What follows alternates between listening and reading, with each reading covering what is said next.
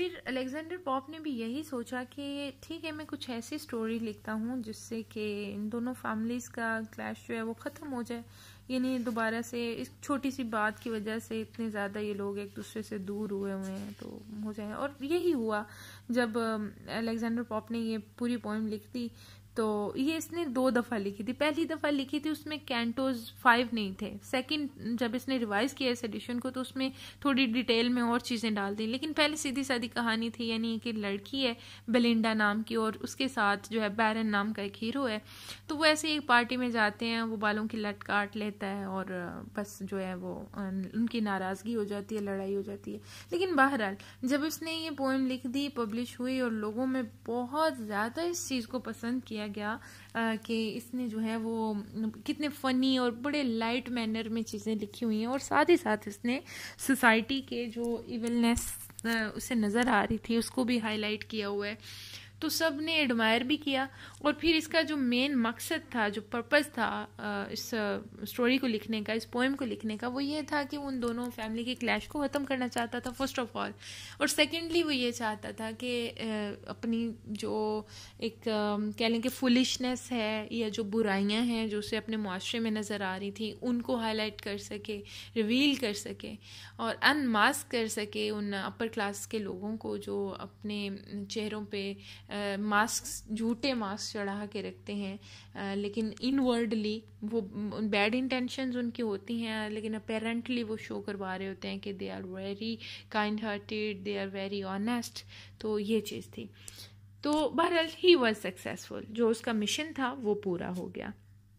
अब यहाँ पे नेक्स्ट जो चीज़ आती है वो है ये एपिक और साथ ही साथ मॉक एपिक। मतलब इसे मॉक एपिक कहा जाता है। Epic as you know is a long narrative poem which contains at least 12 books. 12 to 13 जो है ये एटलीस्ट है। अगर 12 से एक भी बुक कम होगी तो वो एपिक कंसीडर नहीं होगी, यानी कि ये पोइट्री का एक कह लें कि जॉनरा है।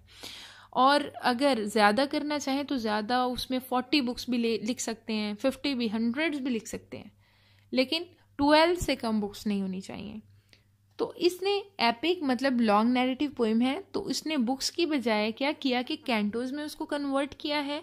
और मॉक का आपको पता है ये वैसे कहा जाता है किसी को चिढ़ाने के लिए, मतलब किसी को टीज करना इन अ फनी मैनर, तंग करना। तो ये यानी कि मॉक एपिक है। इसमें मीन प्रिटेंड किया गया है, एपिक को कॉपी किया गया है, चीज़ें भी बहुत सारी वो यूज़ की गई हैं जो कि एक रियल एपिक के इंग्रेडिएंट्स होते हैं। वो हम जब पैराडाइज लॉस्ट पढ़ेंगे वो भी क्योंकि एक एपिक है तो उसमें बहुत डिटेल में ये सारी चीज़ें हम इंशाल्लाह उसमें डिस्कस करेंगे, फिर आपको एपिक के सारे फीचर्स का पता चलेगा।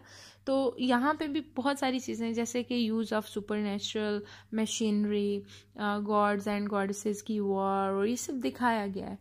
तो लेकिन इसके बावजूद मॉक इसलिए क्योंकि वो सब रियल में नहीं है, वो उस सब में कॉमेडी का टच है, कॉमिक टच दिया गया है।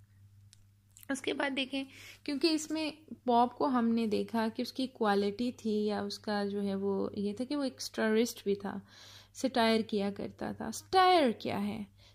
सटायर क्या, अब जब भी अब कोई सा भी क्वेश्चन आ जाएगा ना रेप ऑफ द लॉक में, तो उसमें आपने जो सटायर है उसकी डेफिनेशन ज़रूर ऐड करनी है।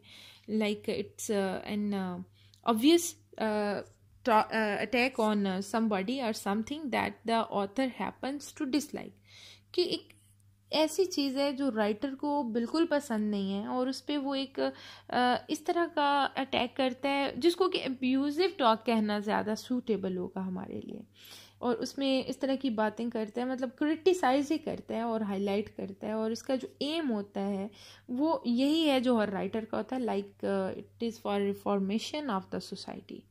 जो भी वाइसेस एंड फॉलीज हैं उन सबको ख़त्म करने के लिए सटायर का यूज़ राइटर करते हैं। So Pope was also prominent satirist of 18th century, as we know he belongs to 18th century। So क्योंकि वो अपना जो रोल है एज अ सोशल सटायरिस्ट उसको सीरियसली उसने टेक किया और उसने अपने काम के लिए खुद को इतना इंगेज कर दिया बाय हार्ट एंड सोल अपनी राइटिंग के लिए कि वो आखिरकार उसका मकसद, जो कि उस टाइम के जो लोग थे वो एक्सेप्ट करने के लिए तैयार ही नहीं थे किसी के एडवाइस, क्योंकि वो खुद को हर फन मौला समझते थे, लेकिन इसकी बात सुन के उसकी पूरी जो सोसाइटी है वो एक दफ़ा सोचने पे मजबूर हो गई थी कि जो हम कर रहे हैं क्या वाकई ये हमें करना चाहिए या ये हमें सूट करता है।